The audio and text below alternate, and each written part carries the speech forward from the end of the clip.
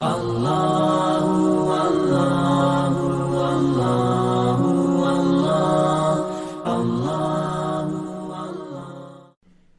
سال آپ کے دو بڑے حلیف محافظ، ایک اندر ایک باہر، باہر چچا اور اندر بیگم خدیجہ رضی اللہ تعالیٰ عنہ، 10 دن کے فاصلے سے دونوں کا انتقال ہو گیا۔ تو ابو لہب بنا بنو ہاشم کا سردار۔ تو پہلے تو غیرت میں اس نے کہا بھتیجے فکر نہ کر، ابو طالب کی طرح میں تیری رکھوالی کروں گا، جوش آ گئی۔ 3 دن گزرے تھے، ابو جہل نے کہا تو کس منہ سے یہ بات کر رہا ہے؟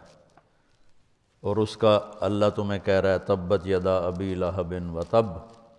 تو اس کا میٹر گھوم گیا اور اس نے آ کے حرم میں اعلان کیا میرا محمد سے کوئی واسطہ نہیں۔ تو جب تک چچا زندہ تھے زبانی تکلیف تو تھی، ہاتھ کسی نے نہیں اٹھایا تھا، لیکن چچا کے انتقال کے بعد ہاتھ اٹھنے لگے، پتھر پڑنے لگے۔ وہ جو آپ واقعہ سنتے ہیں چادر گلے میں ڈال کے مروڑا، آنکھیں باہر نکل آئیں، یہ ابو طالب کے انتقال کے بعد کا واقعہ۔ ابو جہل نے پکڑ کے بطحا کی وادی میں گھسیٹا، سارا پہلو زخمی ہو گیا۔ یہ اس کے بعد کے واقعات۔ آپ مینا میں جاتے تھے، حجاج میں دعوت دیتے تھے، تو یہ اس کے بعد واقعات ہوئے، کوئی پتھر مار رہا ہے، کوئی تھپڑ مار رہا ہے، کوئی منہ پہ تھوک رہا ہے۔ آپ دعوت دیتے دیتے دیتے سورج سر پہ آ جاتا تھا، اور اختتام کیسے ہوتا تھا؟ کوئی منہ پہ تھوکتا، کوئی گالی دیتا، کوئی تھپڑ مارتا، کوئی دھکا دیتا۔ یہ سب چچا کے انتقال کے بعد۔ تو پھر آپ کو خیال ہوا کہ ہجرت کروں، تو آپ طائف گئے۔ طائف میں جو ہوا وہ آپ کو معلوم ہے۔ کوئی 4 سال پہلے میں عین اس جگہ پہ پہنچا جہاں آپ کو پتھر پڑے۔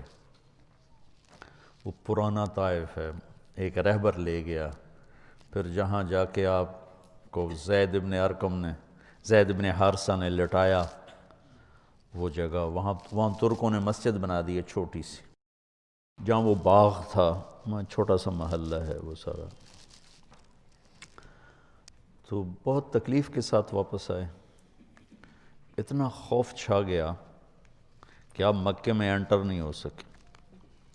تو آپ نے سہیل ابن عمرو کو پیغام بھیجا مجھے پناہ دو، میں مکے میں آنا چاہتا ہوں، تو اس نے انکار کر دیا۔ پھر آپ نے صفوان بن امیہ کو پیغام بھیجا کہ مجھے پناہ دو، انکار کر دیا۔ پھر آپ نے اخنس بن شریک کو پیغام بھیجا، اس نے بھی انکار کر دیا۔ پھر آپ نے مطعم بن عدی کو پیغام بھیجا، تو وہ اپنے بچوں کو لے کر آیا۔